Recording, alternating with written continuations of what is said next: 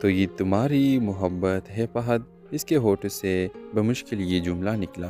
2 سال پہلے سب کچھ مختلف تھا۔ ہینا اور فہد کی ملاقات ایک کمپنی میں ہوئی۔ فہد ایک پرکشش، خود اعتماد شخص تھا۔ وہ ہمیشہ کہتا، میں تمہیں وہ زندگی دوں گا جس کا تم نے خواب دیکھا ہے۔ ہینا نے اس کی باتوں پر یقین کر لیا۔ شادی کے بعد شروع میں سب خوبصورت تھا، تحفے، سفر، محبت کے وعدے، لیکن وقت گزرتا گیا اور فہد کا چہرہ بدلنے لگا۔ وہ دیر سے گھر آتا، فون چھپاتا اور اکثر غصے میں رہتا۔ ہینا نے پوچھا، کیا کوئی بات ہے جو تم مجھ سے چھپا رہے ہو؟ فہد نے طنزیہ مسکراہٹ کے ساتھ کہا، تمہیں ہر بات جاننے کی ضرورت نہیں۔ اس دن کے بعد خاموشی ان کے درمیان دیوار بن گئی۔ ایک رات ہینا کو فہد کا لیپ ٹاپ کھلا ملا۔ اس میں ایک فائل تھی، پروجیکٹ زارا۔ جیسا ہی اس نے فائل کھولی اس کا دل رک گیا۔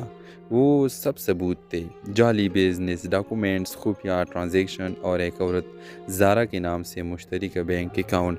ہینا کے آنسو بہہ نکلے۔ تو یہ ہے تمہاری محبت، ایک جھوٹ، ایک کاروبار۔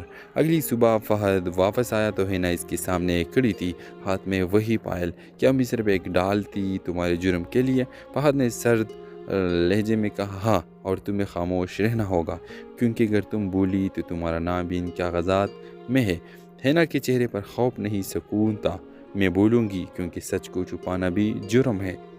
کچھ دن بعد فہد کو کرپشن کیس میں گرفتار کر لیا گیا۔ پولیس کو سب ثبوت ہینا نے دیے تھے۔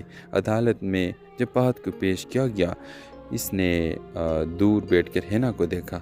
تم نے میرا سب کچھ چھین لیا۔ ہینا نے دھیرے سے کہا، میں نے صرف وہ واپس لیا جو تم نے مجھ سے چھینا تھا، عزت اور سچ۔ کچھ مہینوں بعد ہینا نے ایک چھوٹی تنظیم شروع کی، نئی شروعات، جہاں وہ ان عورتوں کی مدد کرتی تھی جو دھوکے اور خوف کے سائے میں جی رہے تھے۔ ایک انٹرویو میں جب اس سے پوچھا گیا، کیا آپ کو کبھی محبت پر یقین رہا؟ وہ مسکرا کر بولی، رہا تھا، مگر اب یقین سچ پر ہے، کیونکہ محبت جھوٹ پر نہیں چلتی۔ رحمت سیریل کے حوالے سے اپنے رائے کی